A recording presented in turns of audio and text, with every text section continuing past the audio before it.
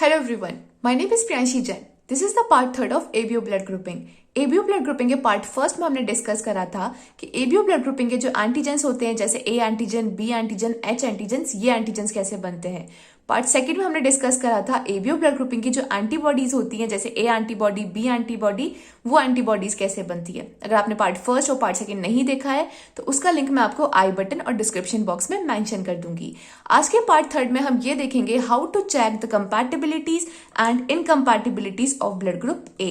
इसका मतलब जैसे फॉर एग्जाम्पल मेरे पास एक पर्सन आए, उन पर्सन का ब्लड ग्रुप है ए, इन पर्सन को ब्लड की जरूरत है। अब हमें पता है कि हमारे पास 4 टाइप के ब्लड ग्रुप्स होते हैं। कौन कौन से? A blood group, B blood group, O blood group और ए बी ब्लड ग्रुप। तो कंपैटिबिलिटी और इनकम्पैटिबिलिटी चेक करने का मतलब क्या होता है कि इन पर्सन को जिनका ब्लड ग्रुप ए है, इन चारों में से मैं कौन सा ब्लड ग्रुप या कौन सा ब्लड इनको चढ़ा सकती हूँ। तो जो ब्लड ग्रुप हम इस पर्सन को चढ़ा सकते हैं वो ब्लड ग्रुप इस पर्सन के लिए कौन सा ब्लड ग्रुप होगा? कंपैटिबल ब्लड ग्रुप होगा। और जो ब्लड ग्रुप मैं इस पर्सन को नहीं चढ़ा सकती उस ब्लड ग्रुप को क्या कहा जाएगा? Incompatible blood group. तो आज के इस वीडियो लेक्चर में हम यही चेक करेंगे कि अगर मेरे पास कोई पर्सन आया जिसका ब्लड ग्रुप ए है तो ऐसे पर्सन को इन चारों में से कौन सा ब्लड ग्रुप हम चढ़ा सकते हैं और कौन सा ब्लड ग्रुप हम नहीं चढ़ा सकते। थ्योरी स्टार्ट करने से पहले मैं आपसे एक क्वेश्चन पूछना चाहूंगी। क्वेश्चन ये है कि which blood group is a universal donor. ऐसा कौन सा ब्लड ग्रुप है जिसे हम यूनिवर्सल डोनर कहते हैं? तो हम सबको इसका आंसर पता है कि वो कौन सा होता है universal donor? Blood group O होता है। एग्री? अगर मैं और आप इस बात से एग्री करते हैं कि जो ब्लड ग्रुप ओ होता है वो यूनिवर्सल डोनर होता है, इसका मतलब कि जिस अगर मेरे पास कोई ब्लड है और उसका ब्लड ग्रुप है ओ, तो इस टाइप के ब्लड को मैं किसी भी पर्सन के अंदर चढ़ा सकती हूँ। मैं नहीं देखूंगी कि सामने वाले का पर्सन का ब्लड ग्रुप क्या है।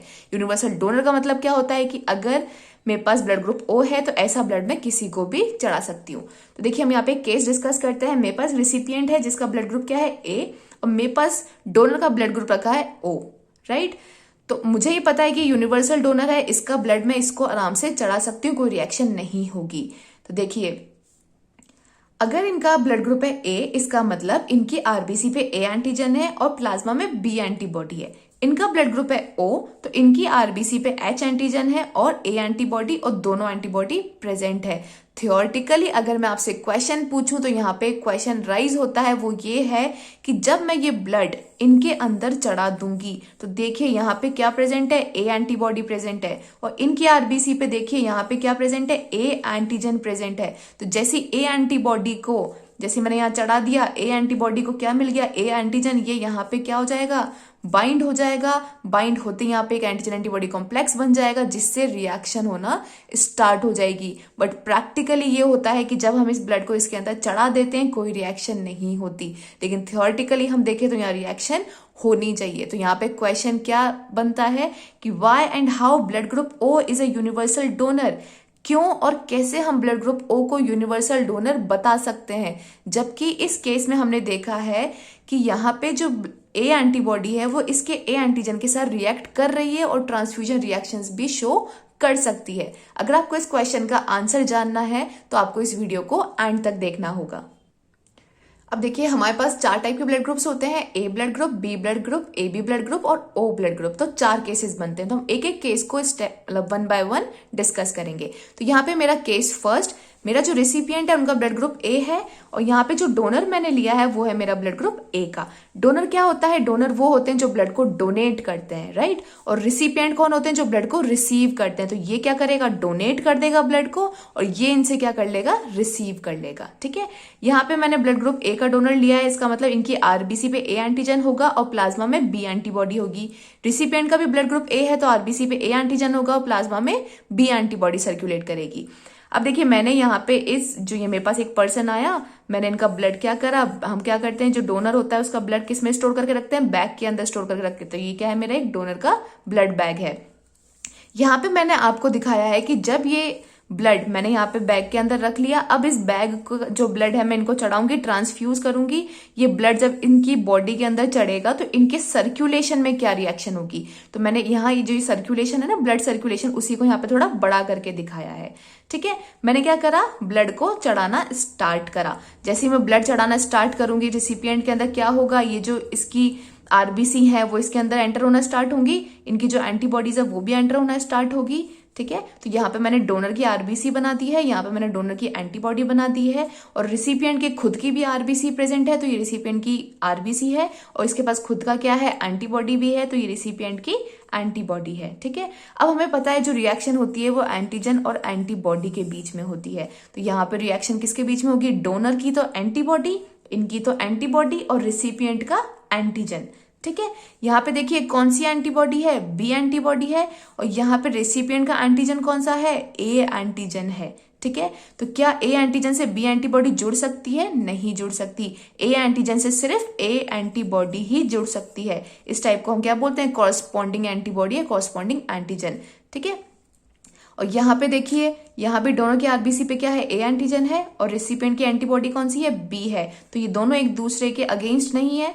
ठीक है, अगर ए एंटीबॉडी होती तो यहाँ पे जुड़ पाती, यहाँ पे बी एंटीबॉडी है तो यहाँ पे कोई रिएक्शन नहीं होगी, ना तो इस केस में रिएक्शन हो रही है, ना इन दोनों के बीच में रिएक्शन हो रही है, क्योंकि ये दोनों एक दूसरे के क्या है, कॉरस्पॉन्डिंग नहीं है।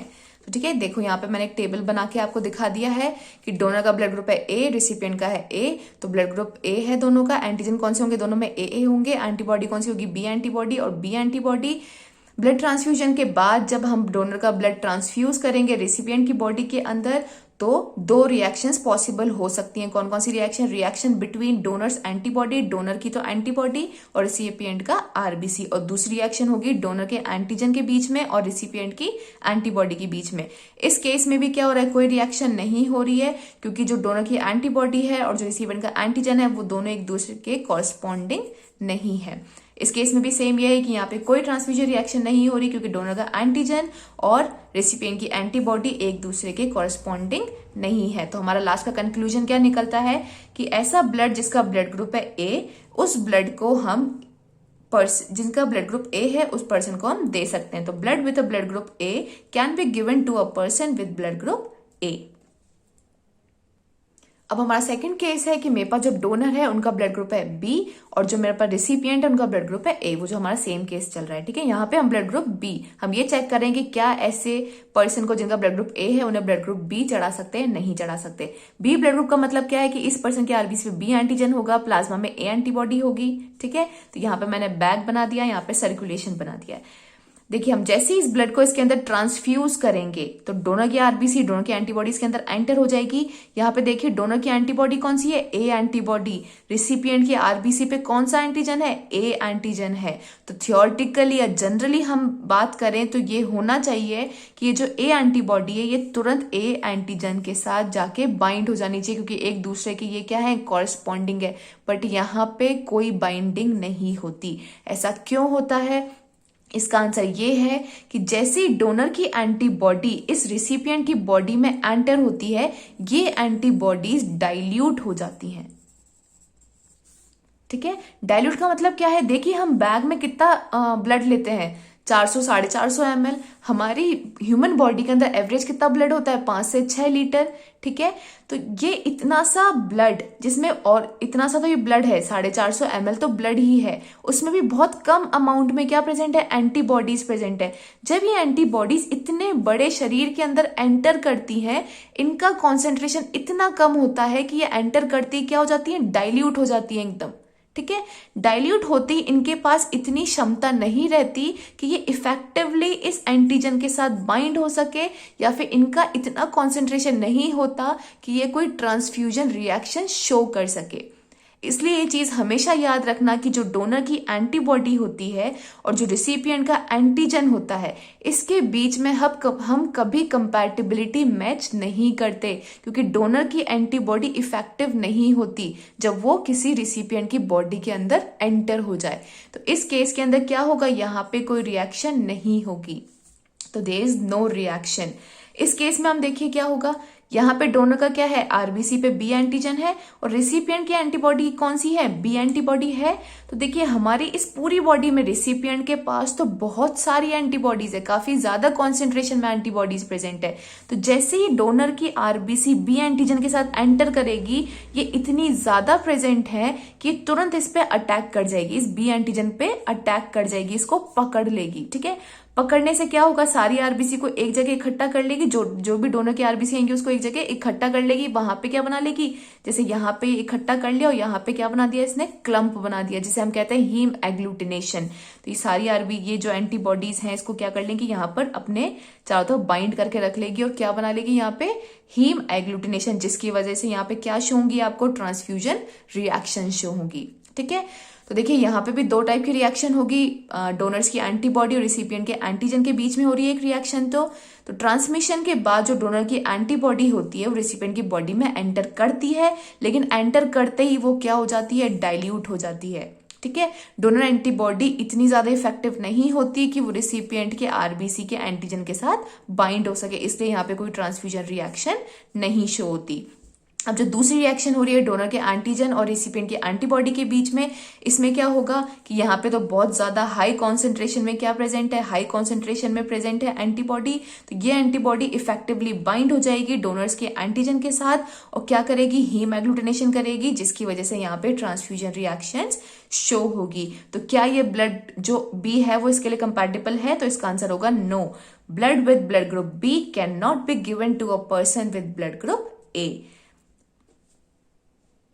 इसका मतलब अगर डोनर का ब्लड ग्रुप बी है तो इस टाइप के डोनर के ब्लड ग्रुप बी के साथ हम इनका ब्लड इस रिसिपिएंट के अंदर नहीं चढ़ा सकते, ट्रांसफ्यूज नहीं कर सकते। नेक्स्ट है मेरा केस थर्ड। यहां पे मैंने डोनर का ब्लड ग्रुप लिया है ओ। ठीक है, तो देखिए ओ ब्लड ग्रुप है, इसका मतलब आरबीसी पे एच एंटीजन है और दोनों ही एंटीबॉडी प्रेजेंट होंगी, ए और बी दोनों एंटीबॉडी होगी डोनर के पास। यहाँ पे वही सेम केस है, ए है तो आरबीसी पे ए एंटीजन है और बी एंटीबॉडी है। मैंने इस डोनर का ब्लड यहाँ पर ब्लड बैंक के अंदर रख लिया। अब मैं क्या करूंगी, इसको ट्रांसफ्यूज करूंगी। ट्रांसफ्यूज करते क्या होगा, इसकी आरबीसी और इसका एंटीबॉडी, डोनर का आरबीसी और एंटीबॉडी दोनों इसके अंदर एंटर कर जाएगी। तो ये डोनर की आरबीसी, डोनर की एंटीबॉडी। अब देखिए यहाँ पे रेसिपिएंट की आरबीसी पे कौन सा एंटीजन प्रेजेंट है, ए एंटीजन। डोनर के पास दोनों एंटीबॉडी है, ए एंटीबॉडी भी है और बी एंटीबॉडी भी है। अगर हम जनरल बात करें तो ये एंटीबॉडी इसके अगेंस्ट ही है, ए एंटीजन के अगेंस्ट है, तुरंत इसके साथ बाइंड हो जानी चाहिए और ट्रांसफ्यूजन रिएक्शन शो करनी चाहिए। बट यहां भी ऐसा नहीं होगा। क्यों नहीं होगा, क्योंकि यहां भी डोनर की एंटीबॉडी इसकी बॉडी में, रिसिपिएंट की बॉडी में जैसे ही एंटर होगी वो इसकी बॉडी में एंटर होती क्या हो जाएगी, डाइल्यूट हो जाएगी एकदम। ठीक है, बिल्कुल भी इफेक्टिव नहीं हो पाएगी कि वो इस ए एंटीजन के साथ जुड़ सके और ट्रांसफ्यूजन रिएक्शन को कर सके। तो यहाँ पे भी कोई रिएक्शन शो नहीं होगी। यहाँ हम चेक करें तो यहाँ पे आरबीसी पे एच एंटीजन है, यहाँ पे बी एंटीबॉडी है।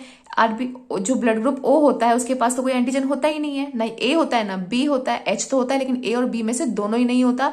तो यहाँ पे रेसिपिएंट की एंटीबॉडी भी इसके साथ बाइंड नहीं होगी और यहाँ पे कोई रिएक्शन शो नहीं होगी। तो हमने जो शुरू में जो क्वेश्चन राइज किया था वो क्या था कि क्या ब्लड ग्रुप ओ जो एक यूनिवर्सल डोनर है वो कैसे हम इस रेसिपिएंट के अंदर चढ़ा सकते हैं जिसका ब्लड ग्रुप ए है। तो इसका आंसर यही है। ठीक है, तो ट्रांसमिशन के बाद क्या होगा, यहाँ पे दो रिएक्शंस होंगी, डोनर की एंटीबॉडी और रिसिपिएंट के एंटीजन के बीच में। क्या यहाँ पे कोई रिएक्शन हो रही है, नहीं हो रही है, क्योंकि यहाँ पे डोनर की एंटीबॉडी जैसी एंटर करेगी वो क्या हो जाएगी, डाइल्यूट हो जाएगी, इफेक्टिव नहीं होगी कि वो रिसिपिएंट के ए एंटीजन के साथ बाइंड कर सके। तो यहाँ पे कोई ट्रांसफ्यूजन रिएक्शन शो नहीं होगी। अब देखिए दूसरे केस में हो रही है, यहाँ पे भी बाइंडिंग नहीं होगी क्योंकि ये एंटीबॉडी इसकी कॉरस्पॉन्डिंग है ही नहीं। तो यहाँ पे कोई ट्रांसफ्यूजन रिएक्शन शो नहीं होगी क्योंकि ये दोनों एक दूसरे के कॉरस्पॉन्डिंग नहीं है। तो blood with blood group O can be given to a person with blood group A. इसका मतलब कि डोनर का ब्लड ग्रुप ओ है तो इस टाइप के ब्लड को हम रिसिपिएंट के ब्लड को ब्लड पे चढ़ा सकते हैं जिसका ब्लड ग्रुप ए है। लास्ट केस है हमारा कि डोनर का ब्लड ग्रुप है ए बी। इसका मतलब इनके आरबीसी पे ए और बी दोनों एंटीजन है लेकिन कोई एंटीबॉडी प्रेजेंट नहीं होगी।